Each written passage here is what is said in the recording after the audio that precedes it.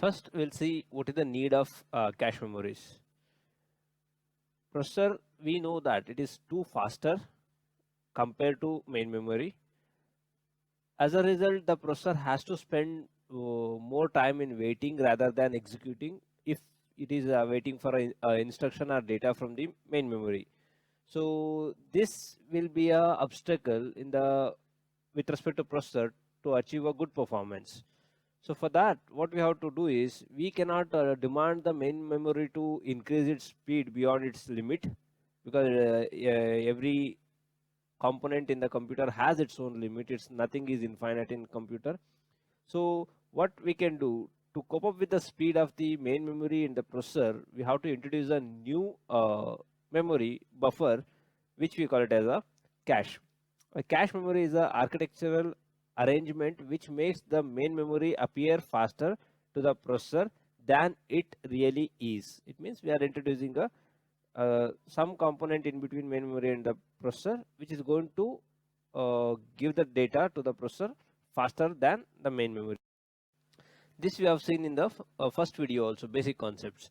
So what we are going to do here is, we had before secondary memory, and we thought that secondary memory and processor is going to communicate directly. No, because secondary memory is too slow, so we cannot wait for long. We cannot make the processor to wait for long to compute. So we bought a intermediate memory called RAM, and later it is realized that even RAM cannot cope up with the speed of CPU. So they have bought with the concept of cache memory. These concepts we have seen in the basic concepts. Now what we are going to do here is, see, in the hard disk we are having the data. Actually we are going to divide the hard disk into tracks and sectors. If you are going to learn more about hard disk, which you will be studying in the subject operating system, more about secondary memory and how the secondary memory virtual table and how virtual memory is going to work, and there is something called TLB. All these things you will be studying in the operating system. In this, we will be concentrating only between the CPU and the RAM, where we'll get cache. But still, we should know how the data is stored in the hard disk. We call it logically as pages. The pages will be loaded to the RAM. In RAM, we are going to call the same pages as blocks. And when it comes to cache, we call it as a lines, word lines. But the same term block is also used in the cache. But when we take pages from hard disk to RAM, we call it, the process is called as a paging, and we have something called page table and all over here, and this we will not discuss. But from RAM to cache, we are going to get the blocks but with the help of mapping functions. There are three mapping functions, we'll see in the next slides. So the blocks which resides in the main memory will be brought into the cache with the help of mapping function. But cache is too small, main memory is larger than cache. But if I'm having some thousands of blocks in the RAM, where cache can accommodate only some 10 blocks, so it has to decide which block should be replaced here, which block should be stored over here. Of course, the highly used and recently used will be there in the cache. But what if all the 10 blocks are filled, and now I need a one block which is residing in the main memory to cache, from RAM to cache if I want. So who is going to decide which block to be replaced? So that is done by the help of replacement algorithm. So the replacement algorithm is going to suggest, are going to decide which block on the cache line should be replaced with a new request from the RAM. Even same happens with the page hard disk to RAM also. Which block on the RAM should be replaced with the respective pages from the hard disk is also decided by the replacement algorithm. The replacement algorithm is going to decide which has to be replaced, and the mapping function is going to replace them. Now we will see the cache memory is based on the property of computer program known as locality of reference. Locality of reference is nothing but in this we are again having two types. We'll discuss in the next slide. Before that, we'll see the definition of mapping function. At any given time, only some blocks in the main memory are held in the cache, of course, because cache is smaller than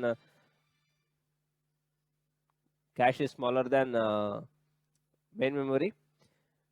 Which block in the main memory are in the cache, and it is determined by the mapping function. Similarly, when a cache is full and a block of word needs to be transferred from a main memory to cache, some block of words in the cache must be replaced. Of course, when it is filled, we cannot accommodate the new blocks. What we have to do is we have to make a free space for it. So that is decided. Which block has to be replaced? That is decided by the replacement algorithm. Let's come back to locality of reference. Analysis of a program indicates many instructions are in the localized area of a program and are executed repeatedly during some period of time, while the others are accessing the relatively less frequently. Means if you are going to take up any program, it's going to have many parts in it, but which is highly used will be there in the very close to the processor, and it might be having 100 components, so those components will not be loaded to the cache or main memory. So which is highly required, only those components will be loaded. That is what is the locality of references. These instructions may be the one in the loop, nested loop, or few procedure calling each other repeatedly. So this is called the locality of reference. In this we have two types. One is temporal locality of reference. The other one is spatial locality of reference. The temporal locality of reference says recently executed instructions is likely to be executed again very soon. This is how we see, like just before I have used this, maybe I may use it again. Similarly, temporal locality is going to say that recently executed instructions will be used again. But spatial locality reference is somewhat advanced. Here we need again a software support. Instructions with addresses proximity close to recently instructions are likely to be executed soon. It means, so when we are having instructions, for example, if I take a array is the best example I can take. So if I'm going to start with array index 0 to n, if I am there in the position some I, so the proximity is I plus 1, I plus 2, I plus 3 can be used immediately.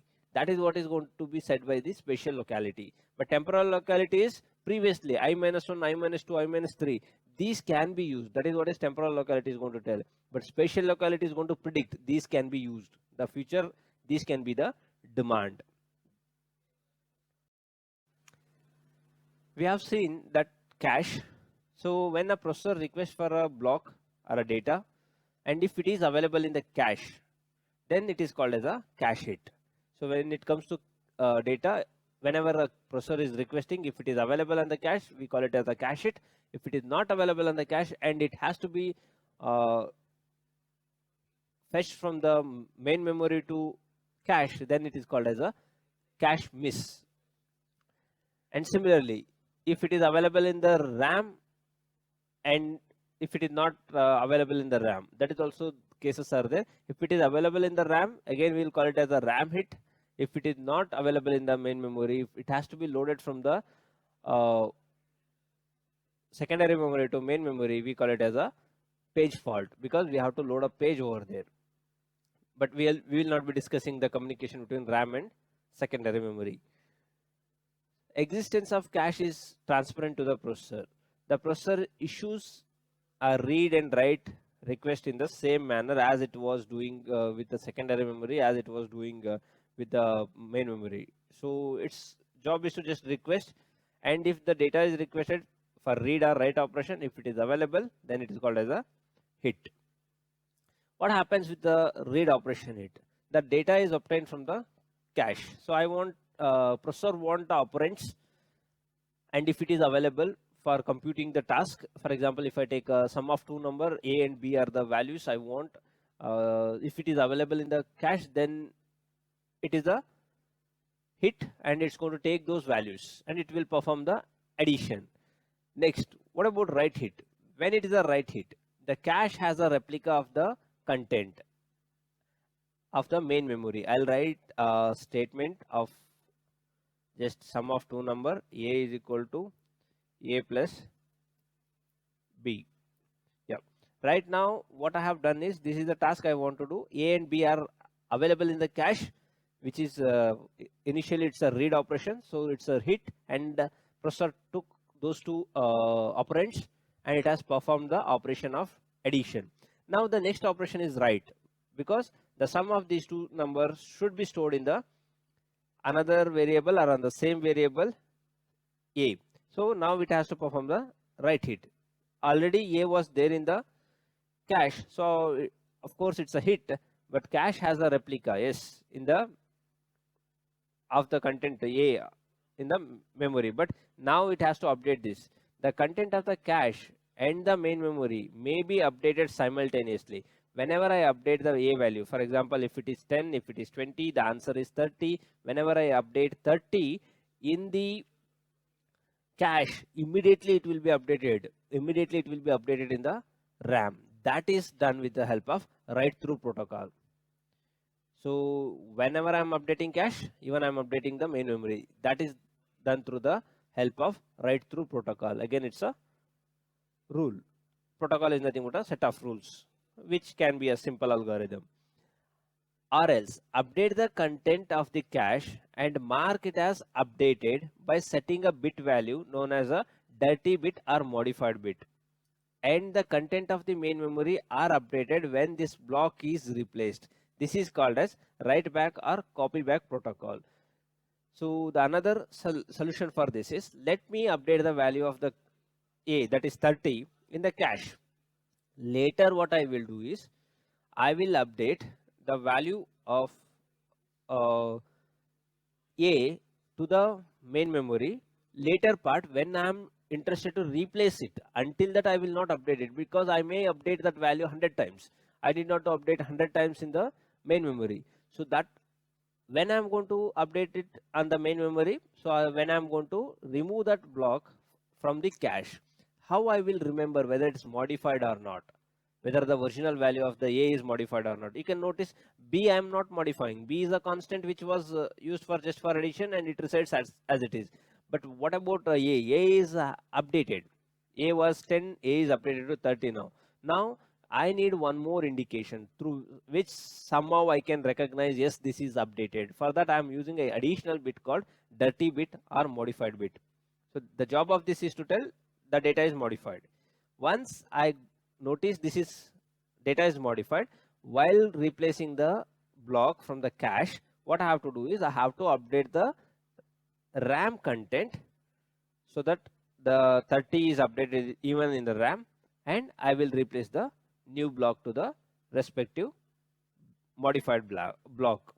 This is how write hit is going to work. Read it is very simple, but write it is having some complicated structure. Either it has to go with the help of write through protocol, immediately update cache and RAM, or else keep the content for some time, and once you want to replace that respective content, then you modify it even in the RAM. Next we'll see cache miss. If requested data is not present in the cache, then it is called as a cache miss. Processor is requesting for some values. If it is not available, then it is called as a cache miss. It can be same for read and write, but we'll see how it is going to work with a read miss. A block of word containing a request word is transferred from the main memory whenever there is a read miss. As like before, the example, a is equal to a plus b. A plus b, I want a and b values. So now a and b are not there in the cache memory. Now they are there in the main memory. Assumption is they are there in the main memory. Now it has to be transferred from main memory to cache memory. So what I have to do now? Now I have to bring them to cache memory. So that is because they are not there. That is why it is called as a miss. After the block is transferred from main memory to cache, the desired word is forwarded to the processor. Immediately it will place that in the cache and it will be transferred to the processor. The desired word may also be forwarded to the processor as soon as it is transferred without waiting for the entire block is to be transferred. This is called as load through or early restart. For example, here I'll take an example of arrays. I'm having a 100 element array. So I have to perform an operation of sum of n elements, that is 100 elements. Now I have bought into the cache only first 5 elements. Remaining are on the way. So what I can do? Do I need to wait for remaining 95 elements to be loaded to the cache? Then I will give those things to the processor so that it can compute. Or else immediately I got a 5 elements, let the processor will add 5 elements. Meanwhile, I'll get remaining 5, 10 or something. So I will give those things. Meanwhile, I'll get more. I will be giving those to the processor. This is decided by the protocols. One is load through or early restart, which is not going to wait for all the content to be loaded. What it is going to do is this is going to give the data immediately when it is going to receive. It is just like when we are browsing with a slow internet, we'll be getting the pages slowly, but we'll be getting content. Again, the content will be updated. Again, the content will be updated, which is going to work with the concept of early restart. It will not wait until the complete web page, whatever I have requested, should be loaded from the DNS server to my machine. Then the browser will not display it. What it will do? Even it is going to throw some characters. So that character will be displayed. And after that, it's going to get more data. It's going to add up. So that is how the early restart is going to work. Next, we'll see write miss. By doing the early restart, it's going to improve the performance. The processor need not to wait for all the data. Yes, it has got some data. It is started the computing, and meanwhile, it's going to get the remaining data. It can complete the task. The second one is write miss. Processor want to write the answer. For example, sum of a two number a is equal to a plus b. But for some reason, that a which was there when it is read is not there in the cache. Now what it has to do? It has to find that a, right? So write through protocol is used over here. Then the content of the main memory are updated directly. So whenever it's going to update the cache, directly it's going to update the main memory. Why? Because it is not having a, it's going to ask for the a in the cache and it's going to update the a, then immediately it's going to update the RAM also. If write back protocol is used, the block containing the address word is first brought into the cache. The desired word is overwritten with the new information. If it is going to use the write back protocol, first bring it, then write it on the cache. Then again, once you are going to replace that respective block, that time only you modify in the RAM. That is how the write back protocol is going to work, which is slower. But write through protocol is faster. It's going to update both cache and RAM in a given time.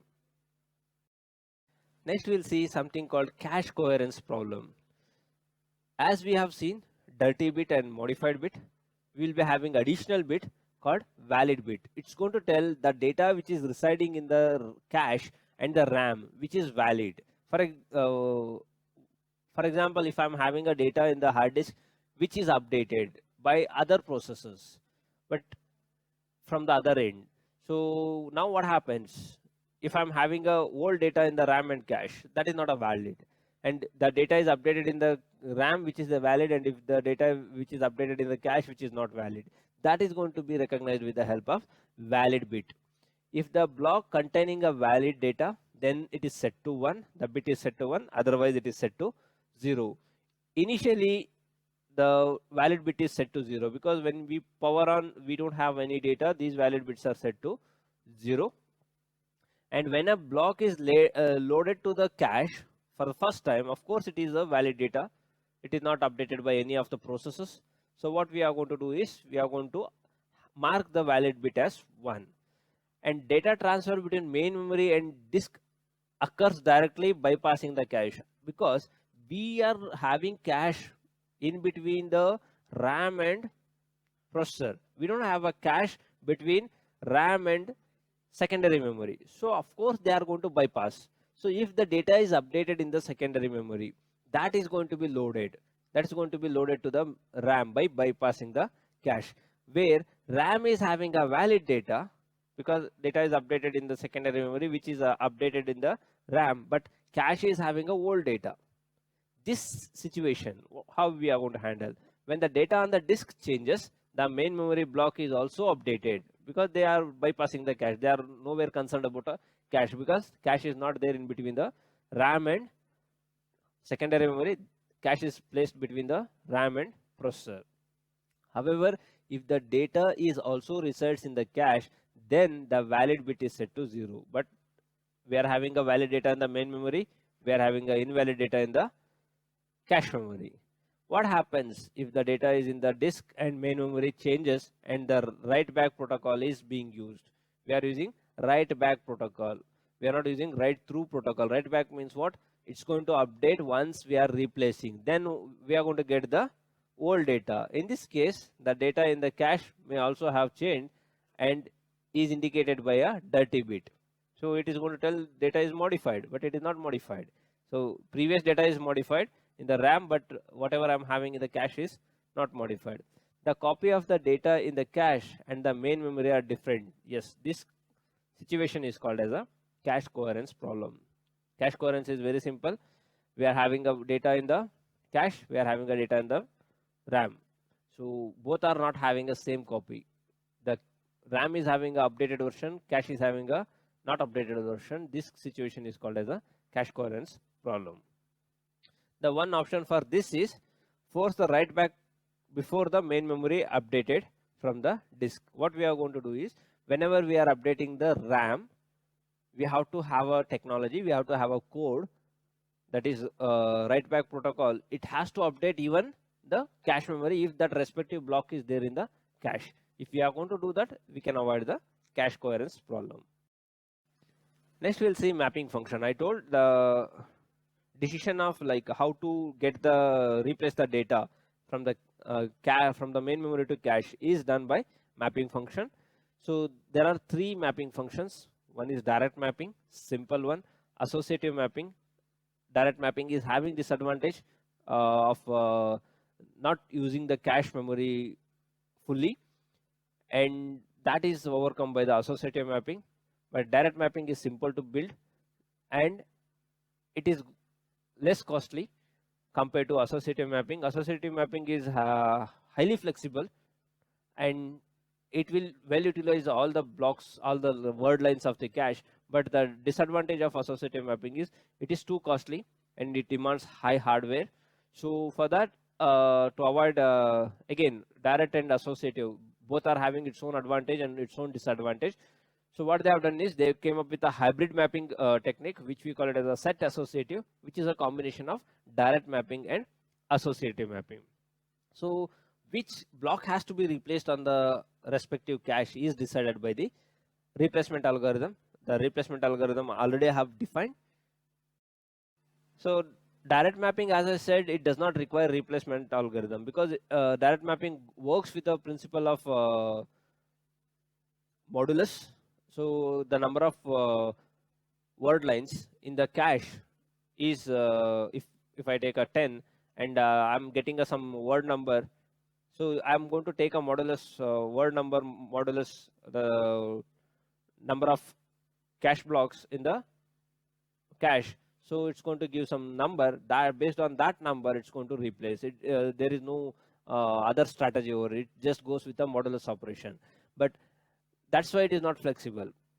But in associative mapping and set associative mapping, it's going to provide the flexibility of deciding where to place, how to utilize the empty spaces. This can be done with the help of replacement algorithm. So which has to be which block in the cache memory has to be replaced and why it has to be replaced. This is the decision which is taken by the replacement algorithm. The simple and well-known algorithm is least recently used replacement algorithm. The least recently used replacement algorithm works with the concept of temporal locality. We have seen the temporal locality and spatial locality. The LRU works with the concept of temporal locality. It's going to think that these are all the instructions which are recently used, which will be used again. That's it. Least recently used means which is not used from long time, that will be removed. That is how the LRU is going to work. It's not going to predict which is going to be used in the future. It's going to think that the previous instructions are used just before, like it might be used again. But some blocks which have not used from a long time, that can be removed. This is the decision which is going to be taken by the